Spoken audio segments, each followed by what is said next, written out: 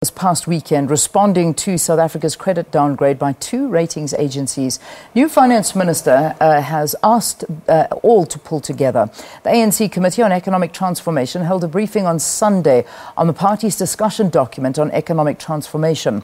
ANC Economic Transformation Chairperson Enoch Godongwana joins us in studio to tell us what the party plans to do going forward. Thank you so much for joining us. Welcome to Morning Live. Thanks, Lotuma. All right, so we've seen what's been going on, and this rating downgrade, and to quote what you've been saying, is that we still don't understand, or we don't even have a full understanding as to the implications on South Africa as yet. What do you believe is the possibility that could happen to us?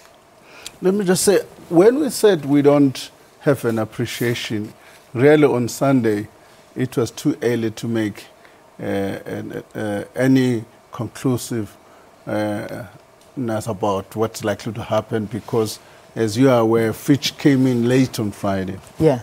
So we are actually, with everybody in South Africa, trying to figure out how this thing is going to unfold. That's basically what we're trying to say. Yeah. But now, do you have a clearer understanding? It's still too early to say. Let's make, the assumption, for instance, is that those who will be selling bonds are not going to do it in a big bang in one day. It's going to be a process, yeah. And we don't know how that process is going to unfold at this stage. We're trying to look at the implications. A process that is already starting to hammer us. We're seeing that JP Morgan's investment arm is saying that it's staying away from investing in South Africa. This in South African bonds. They've removed our bonds from their indexes. Now, that is going to have a detrimental effect on us, and probably this is not the only bank that's going to be doing this. Look, one of the things we should take into account is that South Africa's foreign part of foreign debt is very limited, it's about 10 to 15%, and therefore it's still too, is what I'm trying to say, it's still too early to say how much of that 15% is going to be, how much impact will that 15% have on South Africa's economy. Yeah. Okay, if we're not sort of committing to the effects that it's going to have on us and saying that it's still early to tell, what do you say, and I think you've been quite vocal about that, but perhaps you can reiterate it to those that have, in a way, welcomed the downgrade and said, great, this is good news.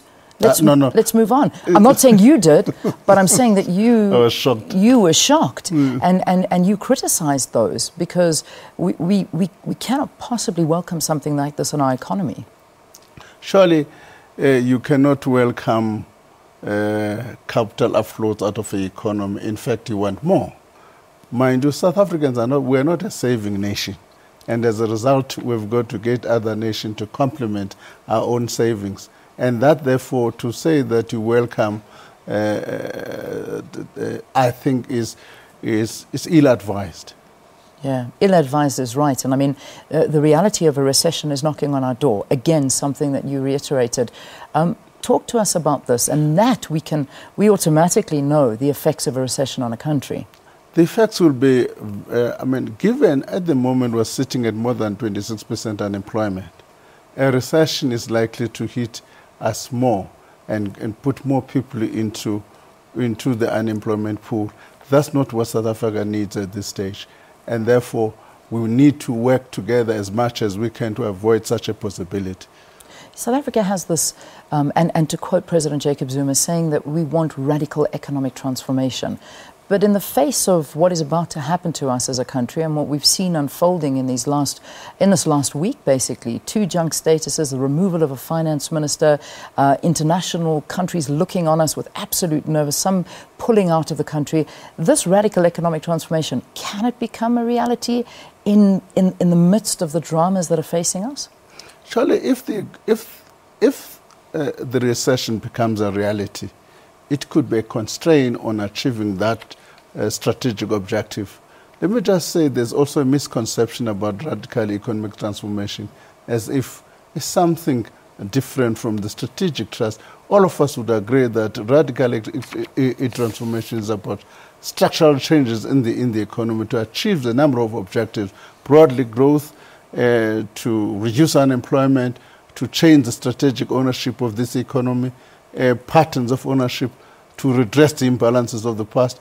Those things broadly, we would all agree with those strategic objectives. The disagreement will be around the pace and the prioritizing of those objectives.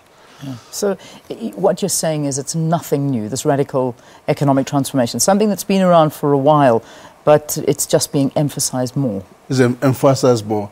Critical in that is the pace and modalities of achieving that. That's what the debate is about. One thing I want to just emphasize is you also stated that low-income workers, poor households and vulnerable groups are to be cushioned from any adverse impact that may result from the current situation. How will this happen? Because at the end of the day, it seems that those people and those groups of individuals that you're talking about are the ones that are most affected by downgrades, by all of the impacts that we're going to feel going forward. On Sunday, we put up 5 bullet points. One of those bullet points was that, saying, while we have not had a full appreciation of the impact of the downgrade, key things that should be taken into account. We need to marshal and make sure, mobilize all South Africans and around a common strategic vision. Among other things, we should also take as much effort as possible to avoid the impact on the poor. Okay, I'm going to take a very quick break. We'll continue this conversation straight afterwards. Again, if you would like to write to us at Morning Live SABC, that's where you can get hold of us. We'll continue this conversation with the ANC Economic Transformation Chairperson, Enoch Godongwana, after this break. Do stay tuned.